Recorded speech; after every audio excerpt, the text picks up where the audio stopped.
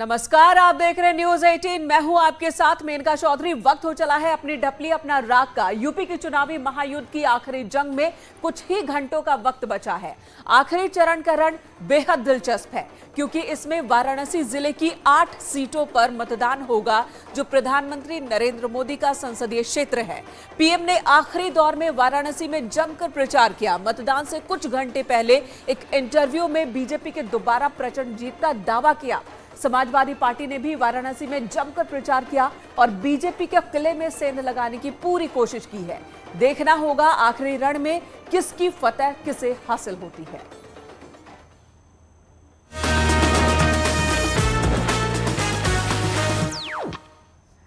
तो यूपी के सियासी संग्राम में सोमवार को आखिरी चरण का रण है। 7वां इसलिए बेहद खास है क्योंकि इस चरण में एक तरफ प्रधानमंत्री नरेंद्र मोदी का संसदीय क्षेत्र वाराणसी है तो दूसरी तरफ समाजवादी पार्टी के राष्ट्रीय अध्यक्ष अखिलेश यादव का संसदीय क्षेत्र आजमगढ़ है। एक में 8 तो दूसरे में 10 विधानसभा सीट। पिछले चुनाव में वाराणसी में बीजेपी ने झंडा गाड़ा तो आजमगढ़ में समाजवादी पार्टी ने बढ़त बनाकर रखी। इस बार दोनों सियासी दल एक दूसरे के गढ़ में सेंधमारी की पुरजोर कोशिश करते दिख रहे हैं। एक इंटरव्यू में पीएम मोदी ने यूपी में बीजेपी की प्रचंड जीत का दावा किया और कहा कि यूपी के लोग एसपी बीएसपी का कुशासन नहीं भूले हैं। योगी सरकार में कानून का राज स्थापित हुआ है। विपक्षी दलों के परिवारवाद पर भी उन्होंने एक बार फिर हमला किया। बीजेपी के विकास की रफ्तार भारी पड़ी है, ये बात कही। यूपी के लोग डबल इंजन की सरकार का लाभ समझ गए हैं। देखिए ये रिपोर्ट, फिर होगी इस पर बात।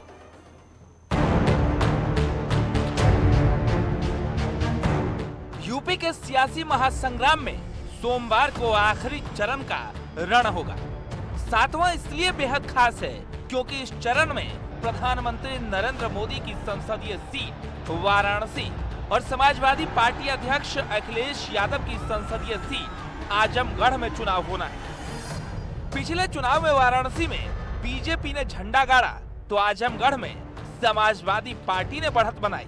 इस बार दोनों सियासी दल एक दूसरे के गढ़ में सेंधमारी करने की पुरजोर कोशिश कर रहे हैं। एक इंटरव्यू में पीएम मोदी ने यूपी में बीजेपी की प्रचंड जीत का दावा किया और साफ किया कि यूपी के लोग एसपी बीएसपी का कुशासन नहीं भूल सकते। योगी सरकार में कानून का राज स्थापित किया गया। विपक्षी दलों के परिवारवाद पर बीजेपी के विकास की रफ्तार भारी पड़ी। यूपी के लोग डबल इंजन की सरकार का लाभ समझ गए हैं। समाजवादी पार्टी भी चुनाव में बहुमत की सरकार बनने का दावा कर रही है। अब 10 मार्च को पता चलेगा कि पूर्वांचल के रण में किसका मिशन कामयाब हो पाया। Bureau report, news 18। और इस मुद्दे पर इस वक्त चर्चा करने के लिए, बात करने के लिए हमारे साथ प्रशांत उमराव जी मौजूद हैं, प्रवक्ता है बीजेपी के। स्वागत है प्रशांत जी आपका न्यूज 18 पर। भुवन जोशी हमारे साथ मौजूद हैं जो नेता है समाजवादी पार्टी के। आपका भी स्वागत है भुवन जी।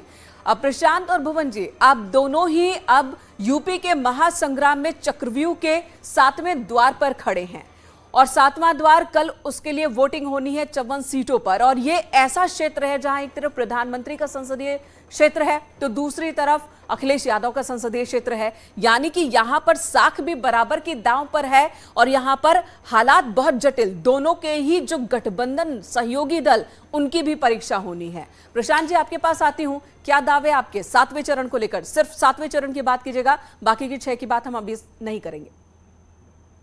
देखिए, 7वें चरण में जितनी सीटें हम पिछले चुनाव में जीते थे उससे अधिक सीटें हम जीतने का काम करेंगे। 250 सीटों का आंकड़ा हम ऑलरेडी पार कर चुके हैं और 7वें चरण के बाद जो टोटल जो चुनाव परिणाम आएगा उसमें हम 300 सीटों के प्लस के साथ सरकार बनाएंगे। जो पूर्वांचल के क्षेत्र में जो पहले पिछड़ा हुआ क्षेत्र माना जाता था, उन क्षेत्रों में जबरदस्त भारतीय जनता पार्टी की सरकार ने काम कराया गया।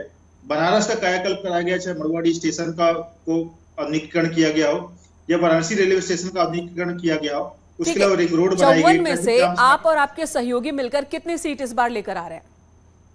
50 प्लस सीटें हम लोग जीत रहे हैं इस बार। 54 में से 50 प्लस, तो कितनी सीटें आप छोड़ रहे हैं दूसरे दलों के लिए? हम सभी दलों को मिला करके, जो हमारा गठबंधन उनको हम मिला के कह रहे हैं। भाजपा अपना दल, किसान पार्टी, उनके तीनों को मैं दूसरे दलों की बात कर रही हूँ। समाजवादी पार्टी, बीएसपी, कांग्रेस और भी तो दल हैं, उनके लिए कितनी छोड़ रहे हैं आप? अगर 54 में से 50 प्लस आप ले रहे तो पूर्वांचल में बहुजन समाजवादी पार्टी, सपा, बिल्कुल साफ पूर्वांचल और बुंदेलखंड में केवल भारतीय जनता पार्टी को एक तरफा वोट मिल रहा है। एक तरफा वोट। जब मोदी जी की लहर चल रही थी 2017 में और मोदी योगी की लहर 2019 में लोकसभा चुनाव के दौरान, तब भी जो पूर्वांचल का इलाका था, ऐसा नहीं कि एक तरफ बह गया हो। यहां पर लोगों ने सोच समझकर कई अलग अलग मुद्दों पर वोटिंग की है। भुवन जोशी, क्या कहेंगे प्रशांत जी के इस दावे पर? 54 में से 50+ बीजेपी गठबंधन ले रही है।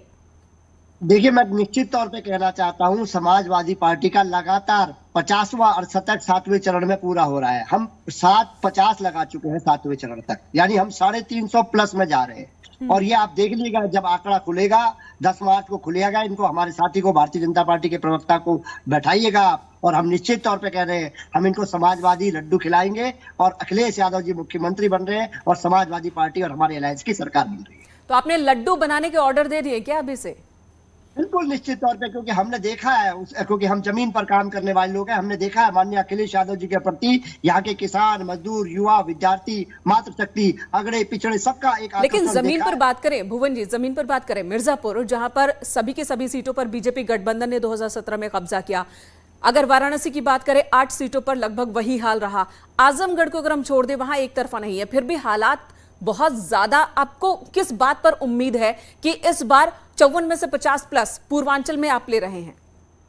देखिए भाई, मैं ऐसे नहीं कह रहा, मैं इसको जमीन के आधार पे कहना चाह रहा हूं। मैं कह रहा हूं, लगातार 5 साल से अगर किसी ने भारतीय जनता पार्टी का सशक्त विपक्ष के रूप में भूमिका अदा करी है तो माननीय अखिलेश यादव जी ने करी। हमारे नेता ने सड़क से लेकर सदन तक, चाहे युवा हो, चाहे मजदूर हो, चाहे बेरोजगार हो, चाहे कोरोना काल हो, चाहे अपने किसान भाई हो, सबकी लड़ाई को लड़ने का अगर काम करा तो माननीय अखिलेश यादव जी।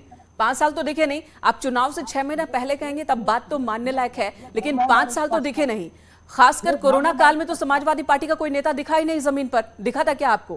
प्रशांत जी, मेरी बात, इन बातों को उत्तर प्रदेश जानता है कि कौन है। व्हाइट हाउस में बैठे थे कोरोना के समय में, ये बिल्कुल बाहर निकले नहीं है। हमारे मुख्यमंत्री जी तो कोविड पॉजिटिव होते हुए लगातार अस्पतालों का दौरा करते रहे। और समाजवादी पार्टी ने अभी से देखिए, हालांकि ये दावा आपका उल्लंघन कर रहा है। कोरोना पॉजिटिव होते हुए दौरे करते रहे मुख्यमंत्री, आप ये कह रहे हैं? वो अपने कोरोना प्रोटोकॉल का पालन करते हुए लगातार बैठ के ले रहे थे चीजों को, अपने घर में नहीं बैठे हुए थे जिस तरीके से अखिलेश जी अपने व्हाइट हाउस से निकले नहीं। और अभी से ईवीएम को दोष दे रहे हैं। इनके समाजवादी पार्टी के महासचिव रामगोपाल जी के लगातार पत्र वायरल हो रहे हैं। वो कह रहे हैं कि देखिए कि ईवीएम में गड़बड़ी की जा सकती है, जो मतपत्रों में गड़बड़ी की जा सकती है। अच्छा, ये बताइएगा प्रशांत जी, ठीक है, ईवीएम की बातें अलग है। ईवीएम पर कभी शिकायत बीजेपी के जो नेता हैं वो भी लेकर पहुंचे चुनाव आयोग की वहां पर छेड़खानी हो रही है या फिर समाजवादी पार्टी की ओर से फर्जी वोटिंग हो रही है, तो दूसरे दलों के लोग भी शिकायत लेकर पहुंचे हैं, वो अलग बात है। लेकिन एक सवाल का जवाब दीजिएगा। रीता बहुगुणा जोशी के बेटे मयंक जोशी, उन्होंने आजमगढ़ में मंच से समाजवादी पार्टी को ज्वाइन किया। अखिलेश यादव के मंच पर नजर आते हैं ठीक 7वें चरण की वोटिंग से पहले। 5वें चरण से पहले वो अखिलेश यादव के साथ मुलाकात करते हैं, उनकी एक तस्वीर सामने आती है। 6ठे चरण से पहले संघमित्रा मौर्य, उनका एक बगावती रुख सामने आता है, अपने पिता का पक्ष लेते हुए वो सामने आती हैं। वो अलग बात है कि सांसद वो बीजेपी से ही हैं। और अब देखिए 7वें चरण से ठीक पहले मयंक जोशी जाकर शामिल हो जाते हैं समाजवादी पार्टी में। कोई असर होगा इसका भी? देखिए, अगर उतने बड़े नेता होते समाजवादी पार्टी इनको टिकट दे दिया होता।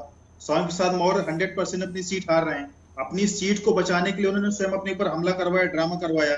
वो अपने अगर इतने बड़े नेता थे तो वहीं से लड़ते पडरौना से, सीट छोड़ करके भागे।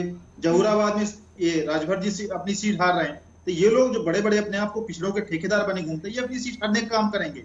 इनका कहीं कोई ये वजूद नहीं है, इसलिए बार बार ये ड्रामे कर रहे हैं। और इन जैसे लोगों के हमारे कोई आने से फर्क नहीं पड़ता। परिवारवादी पार्टी नहीं है, जो कार्यकर्ता आधारित पार्टी, जो विजय हासिल करने वाला प्रत्याशी होता है उसको हम सीट देने का काम करते हैं, उनको हम जिताने का काम करते हैं। अगर कोई सोचता है कि अपने माँ बाप के नाम पर उसको टिकट मिल जाएगी, तो ये समाजवादी पार्टी नहीं है, ये भारतीय जनता पार्टी। आपको यहाँ पे काम के आधार पर टिकट मिलता है और आपकी जिताऊ क्षमता के आधार पर टिकट मिलता है। भुवन जोशी जी कह रहे हैं कि आपकी ये रणनीति जो है वो काम नहीं करेगी। आप ये दिखाने की कोशिश कर रहे हैं कि ठीक मतदान से पहले एक एक डेंट बीजेपी की जो बीजेपी का गढ़ है उसमें लगाया जाए, उसके गले में लगाया जाए, तो ये रणनीति काम नहीं करेगी।